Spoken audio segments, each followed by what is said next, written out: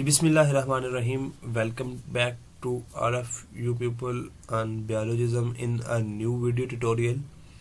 And in this video tutorial we will discuss about phylum Cnidaria, जिसके कुछ common characteristics, जिनका introduction और उसके साथ साथ उनकी क्लासिफिकेशन को हम स्टडी करेंगे। होपफुली आप हमारे चैनल पे न्यू हैं तो आपने चैनल को सब्सक्राइब कर दिया गया होगा, और अगर आपने अभी तक सब्सक्राइब नहीं किया तो काइंडली चैनल को सब्सक्राइब कर लें और साथ दी गई बेल आइकन ज़रूर प्रेस कर लें ताकि हमारी आने वाली नई वीडियोस आप तक ज़रूर पहुंचती रहें। जी आज हम स्टार्ट करते हैं जी फाइलम नाइडेरिया को। फाइलम नाइडेरिया जैसे आपके यहाँ पे सामने देख सकते हैं, फाइलम नाइडेरिया के बारे में आज हमने स्टडी करना है, जिसमें कॉमन हमारे पास जेली फिशेज आती हैं, उसके साथ साथ हाइड्रा है, देन कोरल क्लोनीज हैं और उसके साथ साथ सी एनिमोन है। तो इन ऑर्गेनिज्म के बारे में आज हम डिस्कस करेंगे। मूव करते हैं जी। जेली फिशेज यहाँ आपके सामने दिखाई गई हैं। These are some common example जो कि आप एनिमल के तौर पर यहाँ पे देख सकते हैं जी। देन वी हैव हाइड्रा, यहाँ पे भी हाइड्रा भी फाइलम नाइडेरिया में आता है, और उसके साथ साथ यहाँ पे कुछ कोरल क्लोनीज हैं, ये भी आप देख सकते हैं। Then we have brain coral, ये भी फाइलम नाइडेरिया के एग्जांपल हैं। And then moving ahead we have sea anemone, these are also an example of phylum Cnidaria. And then we have sea pens, these are also common example of phylum Cnidaria. Then sea fans. So these all were the common example, and the animals are organism related to phylum Cnidaria. Now we will discuss about common characteristics. So we have 10,000 species of phylum Cnidaria. They are microscopic organism. Microscopic organism are those organisms which are not seen by the naked eye, and they have size of 4 meter in diameter. Then there is a common and an important point, then they can exist either solitary or colonial. Solitary or colonial mean they can live as in single individuals within the marine life, or they can also exist in the form of colonial formation or colony formation in a sea life. Moving ahead, यहाँ पे कुछ और हम इसकी characteristics के बारे में बात करेंगे। तो पहली जो यहाँ पे इनकी करेक्टरिस्टिक्स है दैट इज रेडियल क्या कहते हैं सिमेट्री। सो जैसा कि आप जानते हैं कि हमारे पास जो on this basis of the symmetry there are two types of organism, bilateral symmetry and then radial symmetry. So radial symmetry ऐसी सिमेट्री को कहते हैं जिसके अंदर जितने भी बॉडी ऑर्गन्स होते हैं ऑन द सेंट्रल एक्सिस जो है वो एग्जिस्ट करते हैं, और उनको हम टू ऑफ्स में कट कर सकते हैं। देन देयर कॉमन जो करेक्टरिस्टिक्स है that is a diploblasticity. Diploblastic mean अच्छा एक चीज आपने याद रखनी है, कुछ ऑर्गेनिजम्स हैं जिनको हम डिप्लोब्लास्टिक कहते हैं और कुछ को हम ट्रिप्लोब्लास्टिक कहते हैं। ऐसे ऑर्गेनिज्म जिनके अंदर 2 बॉडी लेयर्स होती हैं उनको हम डिप्लोब्लास्टिक कहते हैं, और ऐसे ऑर्गेनिज्म जिनके अंदर 3 बॉडी लेयर्स होती हैं उनको हम ट्रिप्लोब्लास्टिक कहते हैं। सो यहाँ पे जो हमारे पास फाइलम नाइडेरिया है इसके अंदर जितने भी ऑर्गेनिज्म होते हैं इनको हम डिप्लोब्लास्टिक कहते हैं, और इसकी वजह ये है कि इनके अंदर 2 बॉडी लेयर्स होती हैं, एक एंडोडर्म होती है और सेकंड वन जो है वो एक्टोडर्म होती है। जो एंडोडर्म होती है वो इंटरनल स्ट्रक्चर्स में होती है, इंटरनल लेयर होती है, और उसके साथ साथ जो बाहर वाली लेयर होती है उस लेयर को हम एक्टोडर्म कहते हैं। सो एंडोडर्म और एक्टोडर्म के दरमियान एक टिश्यूज लेयर होती है। They are not true tissue layer but it seems like a tissue layer, और इसको हम कहते हैं मिजोग्लिया। अब मिजोग्लिया का काम क्या होता है? मिजोग्लिया बेसिकली कनेक्शन प्रोवाइड करती है between endoderm and then ectoderm. इनकी बॉडी कैविटी के हवाले से बात करेंगे तो दे आर एसिलोमेट। अब coelom is a body cavity present within the organism body, और जो हमारे पास फाइलम नाइडेरिया है इनकी जो बॉडी होती है दे आर एसिलोमेटिक, मीन इनके अंदर कोई भी ट्रू सिलोम जो है वो हमें देखने को नहीं मिलती। Then moving ahead we have the body plan. Body plan mean के ये जो लिविंग ऑर्गेनिज्म हैं इनकी बॉडी कितने साइकिल के अंदर एग्जिस्ट करती है। तो they have both body plan. Both body plan mean हम बॉडी के 2 टाइप्स पढ़ते हैं जो कि सी लाइफ में देखने को मिलती हैं mainly. So one is polyp इसको भी हम पढ़ते हैं कि पॉलिप क्या होती है, and the second one is Medusa या मेडूसी क्या होती है। सो जो हमारे पास पॉलिप होती है it is always attach to the substrate, कि ये सबस्ट्रेट के साथ अटैच होती है। And second one is that it is a sessile. Sessile ऐसी बॉडी प्लेन है या ऐसी बॉडी कंडीशन है जिसके अंदर वो मूवेबल नहीं होती। एंड देन मेडूसी है तो it is a free swimming body plan. So इसके अंदर मैं आपको दो डिफ्रेंशिएशन बता देता हूं, वो आपने याद रखनी है कि जो हमारे पास पॉलिप होती है, जैसे यहाँ पे ये दिखाई गई है, so polyp is always an elongated and tube and have tube like structure. यहाँ पे आप देख सकते हैं इट इज एन इलांगेटेड और it has a tube like structure. और एक चीज आपने हमेशा याद रखनी है कि जो इसका वाटर करंटिंग और वाटर फेसिंग साइड होती है वो हमेशा अपवर्ड होती है। And then we have the polyp. तो पॉलिप जो है sorry then we have the medusae, और मोडोसी जो है it always have a bell shape structure. So पहला differentiation was sessile and then free swimming, and then second was कि इनका shape क्या है। तो जो पॉलिप है it has a tube shape structure while the medusae has a bell shape structure. और तीसरा इनके दरमियान जो डिफरेंस है वो ये होता है कि पॉलिप का जो वाटर फेसिंग साइड होती है वो हमेशा अपवर्ड होती है, और जो मेडूसी होती है उसकी वाटर फेसिंग साइड जो है हमेशा डाउनवर्ड होती है। देन टेंटिकल के हवाले से हम बात करते हैं तो जो टेंटिकल होते हैं पॉलिप के अंदर वो अपवर्ड होते हैं, और जो हमारे पास मेडूसी है इसके अंदर जो टेंटिकल्स होते हैं वो डाउनवर्ड मूव करते हैं। तो ये इनके दरमियान कुछ कॉमन जो है डिफरेंशिएशन है, और these are the two plans of the phylum Cnidaria. Then जी हम डाउनवर्ड और मूव करते हैं तो इनकी हम बेसिकली कुछ कॉमन इकोलॉजिकल रोल पढ़ते हैं। इकोलॉजिकल रोल मीन कि ये हमारा जो इन्वायरमेंट है उसके अंदर कौन कौन से रोल्स जो हैं वो हमें देखने को मिलते हैं इनके। तो first one is food source. अब जैसा कि हम जानते हैं कि they are a tiny creature basically in marine और इन अ सी लाइफ। तो अब ये जो बेसिकली दूसरे ऑर्गेनिजम्स होते हैं जिनके अंदर हमें टर्टल्स देखने को मिलते हैं या जैसे लार्जर ऑर्गेनिज्म देखने को मिलते हैं, तो ये उनके लिए फूड सोर्स के तौर पर एक्ट करते हैं। Then they have also role of home and shelter. कुछ ऑर्गेनिज्म को जो है ये शेल्टर के तौर पर भी हमें देखने को मिलते हैं। Then they have the symbiosis with algae and protist. तो ये भी इनका एक कॉमन कैरेक्टरिस्टिक्स है कि ये एल्गी और प्रोटिस्ट के साथ कॉमनली सिम्बियोसिस जो है वो कर सकते हैं। Then they have wave break to protect the shorelines. ये आगे हम देखते हैं कि जो हमारे पास कॉरल्स बनते हैं वो कॉरल बेसिकली शोर लाइन्स जो होती हैं उनके सामने प्रोटेक्शन बना देते हैं कि जो वाटर वेव आती है या वाटर फ्लो आता है या वाटर प्रेशर आता है सो उसको काउंटर करंट करते हैं और शोर लाइन्स जो हैं उनको सेव बनाते हैं। तो इनके बारे में हम अभी बात करते हैं। जी यहाँ पे आप देख सकते हैं यहाँ पे two types of coral life जो है वो एक्सप्लेन की गई है। One is healthy coral life and then other one is degraded coral life. अब हेल्दी कोरल लाइफ क्या होती है और डिग्रेडेड कोरल लाइफ क्या होती है? I will try to explain this term by this structure.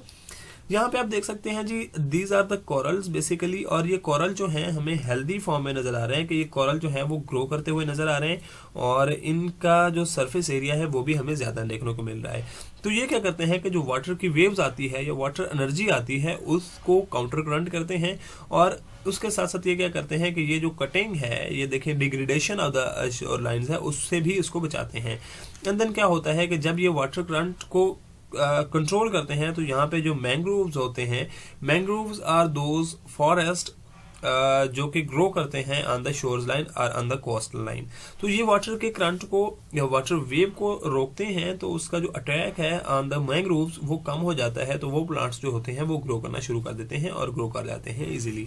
लेकिन अगर हम डाउन में जो हमारे पास डाउनवर्ड पिक्चर है या जो बिलो पिक्चर है उसमें हम बात करें तो यहाँ पे ये डिग्रेडेड फॉर्म में है। तो डिग्रेडेड फॉर्म का मतलब ये है कि वाटर करंट जो है वो इसको स्टॉप नहीं कर पाया जाएगा, और वाटर करंट जो है वो स्टॉप ना होने की वजह से क्या हो जाता है कि ये defence of the coastal line जो है उसको क्या कहते हैं एक्सपेंसिव होता है उसके लिए, उसको एक्सपोजर मिल जाता है, और जो मैंग्रोव्स हैं उनकी मूवमेंट जो है या उनकी जो ग्रोथ है वो कॉमनली नहीं हो पाती।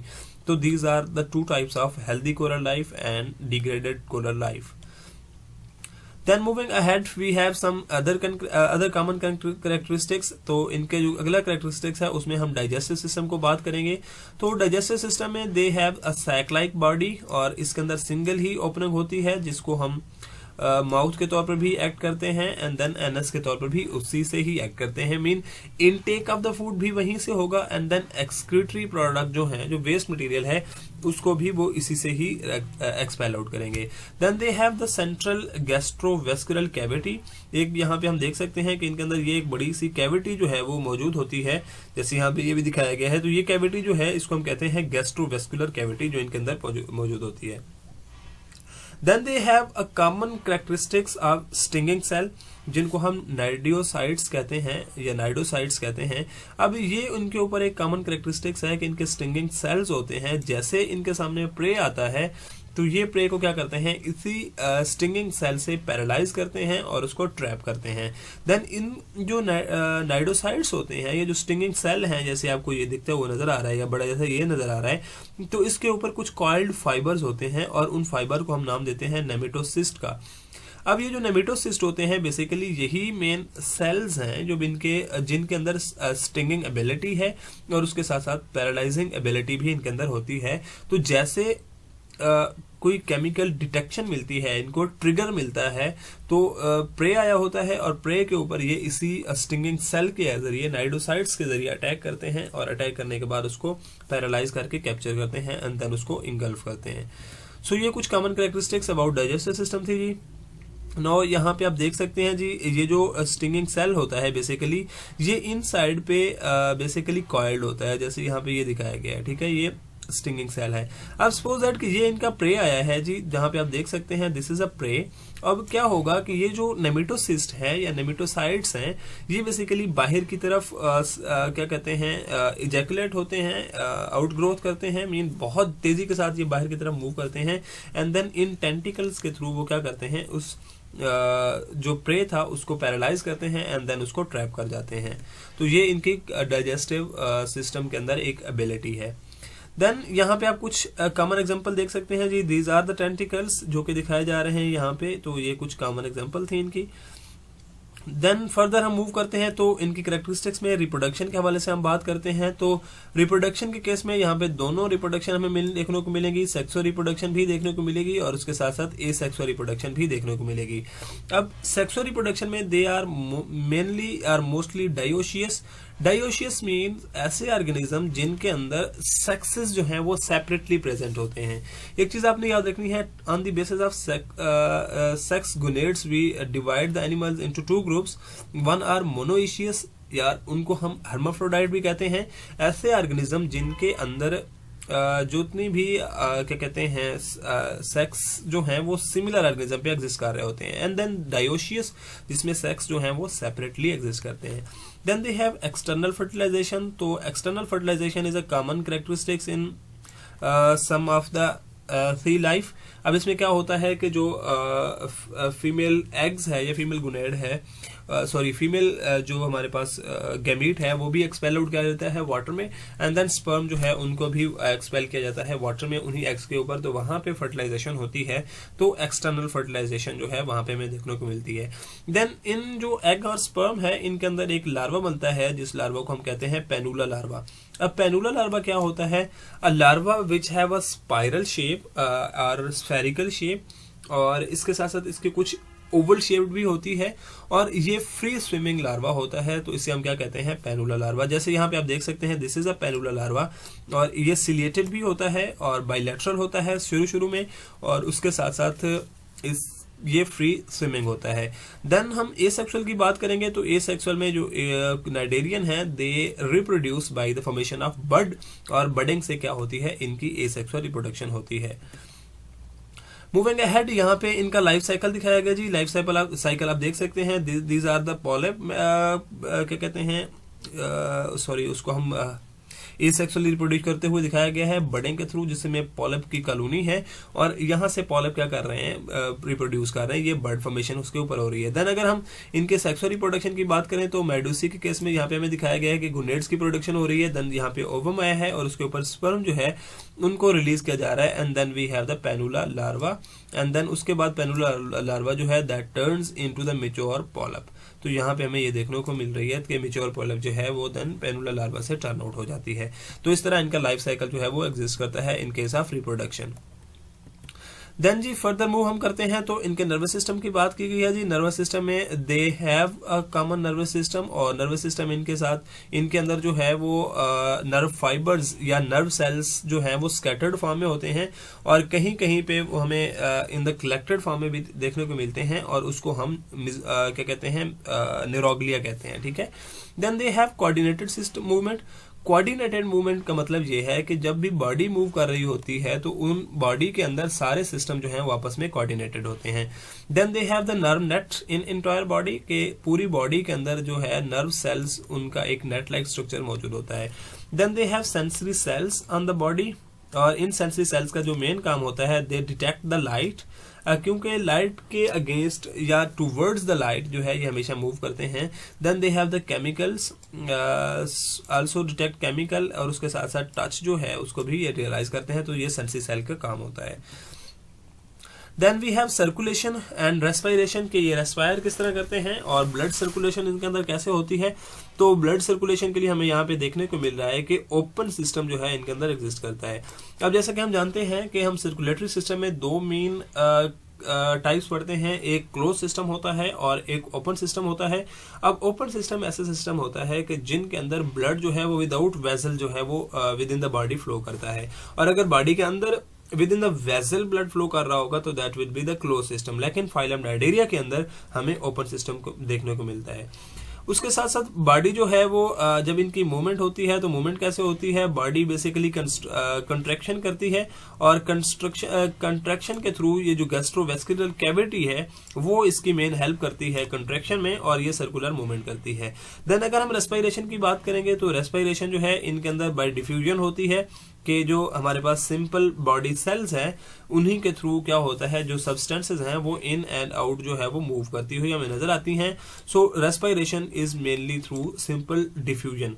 Then we have the excretion phenomena. तो एक्सक्रीशन के हवाले से मैंने आपको शुरू में बताया है कि इनके अंदर सिंगल ओपनिंग होती है जिसको हम माउथ और एनस दोनों के लिए यूज करते हैं। तो जो सॉलिड वेस्ट मटेरियल होता है वो इनका सिंगल उसी बेसिकली जो हमारे पास माउथ है उसी के थ्रू क्या होता है, इसको एक्सपेल आउट कर दिया जाता है जी।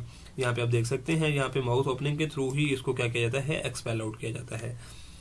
देन ये तो इनकी कुछ कॉमन कैरेक्टरिस्टिक्स हैं जी। अब हम क्लासिफिकेशन के हवाले से बात करेंगे तो इनकी क्लासिफिकेशन हमें मेन 3 क्लासेस हमें देखने को मिलेंगी। तो पहली जो हमारे पास क्लास है उसको हम क्लास साइकोपोज़ोआ कहते हैं, स्काइफोज़ोआ, ठीक है। सो स्काइफोज़ोआ के अंदर बेसिकली हमारे पास जेली फिशेज आती हैं, इनकी कॉमन एग्जांपल। अब मेजॉरिटी ऑफ जेली फिशेज जो है वो फ्री स्विमिंग होती है। सो इट मीन के जो इनके अंदर मेजॉरिटी ऑफ लाइफ है वो मेडूसा की फॉर्म में हमें देखने को मिलती है। एंड देन अगर हम इनकी कॉमनली एग्जांपल की बात करें तो एरोला एरोटा, जिसको हम कॉमन मून जेली भी कहते हैं, जहाँ पे आपको ये दिखाई गई है। तो ये मून जेली जो है it is a common example of class Scyphozoa. और यहाँ पे अगर आप देखें तो हमें मेडूसी जो है वो बहुत ज्यादा पॉलिप जो है वो बहुत ज्यादा कम लाइफ साइकिल के अंदर देखने को मिल रही है। लेकिन अगर हम मेडूसी की बात करेंगे तो it has a very larger structure, और इसके साथ साथ ये जो इसका लाइफ साइकिल है इसके अंदर भी हमें ये बहुत ज्यादा देखने को मिलती है। मेजॉरिटी ऑफ लाइफ जो है वो क्लास स्काइफोज़ोआ के जितने भी एनिमल हैं वो सारे जो मेजॉरिटी ऑफ लाइफ है वो मेडूसी की फॉर्म में गुजारते हैं। देन फर्दर मूव करते हैं जी। फर्दर मूव करते हुए हमारे पास क्लास एंथोज़ोआ है। एंथोज़ोआ जो है इनके अंदर मेनली हमें सी एनिमोन्स देखने को मिलते हैं और उसके साथ साथ कुछ कॉरल्स जो हैं वो भी इसी के अंदर एग्जिस्ट करते हैं। तो अब जो क्लास एंथोज़ोआ है इसके अंदर हमें मेडूसी जो है वो स्टेज बहुत कम देखने को मिलती है। उसके साथ साथ जो पॉलिप है वो सोलेटरी भी एग्जिस्ट कर सकती है और उसके साथ साथ कॉलोनियल फॉर्म में भी एग्जिस्ट कर सकती है। जबकि एक चीज आपने याद रखनी है कि जितने भी सी एनिमोन हैं या कोरल रीफ हैं, these all are marine in nature. Then we have Anthopleura. Elegantissima इनकी कॉमन एग्जांपल, और यहाँ पे एग्रीगेटिंग एनीमोन जो है इनका कॉमन नाम है। सो ये हमें कॉमनली जो है वो देखने को मिल जाते हैं मैरीन लाइफ में। सो ये थी class Anthozoa. Then moving ahead we have the coral, and other common example of class Anthozoa. तो ये जो coral हैं they always have the colonial formation, और colonies के अंदर भी क्या होती है, इनके अंदर पॉलिप होती है।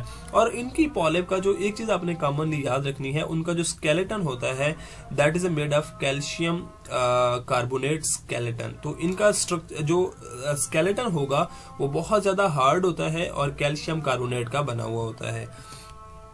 Then moving ahead we have the last class of the phylum Cnidaria, और इसको हम कहते हैं जी क्लास हाइड्रोजोआ, जिनके अंदर मेनली हमें हाइड्राइड जो ऑर्गेनिज्म है वो देखने को मिलते हैं। तो यहाँ पे अल्टरनेशन ऑफ जनरेशन होती है। एक चीज आपने याद रखनी है जी कि जो हमारे पास क्लास काइफोजोआ थी उसके अंदर जस्ट हमें मेडूसी जो है वो देखने को मिल रही थी, या मेजॉरिटी ऑफ लाइफ जो है वो मेडूसी के अंदर देखने को मिल रही थी। लेकिन उसके बाद हमने क्लास जो सेकंड क्लास पढ़ी है उस क्लास के अंदर मेनली जो है वो हमें पॉलिप जो है वो देखने को मिल रही थी। लेकिन जो इनकी थर्ड क्लास है जिसको हमने हाइड्रोजोआ का नाम दिया है, हाइड्रोजोआ के अंदर मेनली जो हमें देखने को मिलता है फिनोमेना वो अल्टरनेशन ऑफ जनरेशन देखने को मिलता है। मेन इनके अंदर पॉलिप भी एग्जिस्ट करती है और उसके साथ साथ मेडूसी भी एग्जिस्ट करती है। देन जो पॉलिप है it is also a colonial here, कि ये क्लोनी की फॉर्म में मिलेगी। And then also a polymorphic. Polymorphic is a characteristics of class Hydrozoa, जिनके अंदर पॉलिप जो है वो बहुत ज्यादा डिफरेंट फॉर्म की शेप्स में हमें मिलेगी।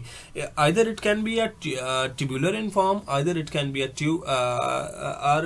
डेंस्ड फॉर्म, और डेंस फॉर्म में भी इनका जो सरफेस एरिया होता है वो बहुत ज्यादा बढ़ जाता है। तो इसके एग्जांपल की हम बात करेंगे तो एग्जांपल में हमें ओब्लियाशी फिशेज मिलती हैं, या उसके साथ इसको कॉमनली हम कहते हैं जी फसेलिया फसेलिस, और man of war of jelly fishes भी इसे कहा जाता है। तो होपफुली आज के लेक्चर में, आज के वीडियो ट्यूटोरियल में आपको फाइलम नाइडेरिया के कुछ कॉमन कैरेक्टरिस्टिक्स, उसके साथ साथ इनका इंट्रोडक्शन और उसके साथ साथ इनकी क्लासिफिकेशन जो है वो क्लियर हो चुकी होगी। अगर आपका अभी भी कोई क्वेश्चन है तो कमेंट सेक्शन में मुझे जरूर मेंशन कीजिएगा और अपने कमेंट्स जरूर हम तक पहुंचाइएगा। नेक्स्ट वीडियो ट्यूटोरियल तक अपना बहुत सारा ख्याल रखिए। मिलते हैं बहुत जल्द अगले फाइलम के साथ, तब तक के लिए मुझे दीजिए इजाजत। अल्लाह हाफिज।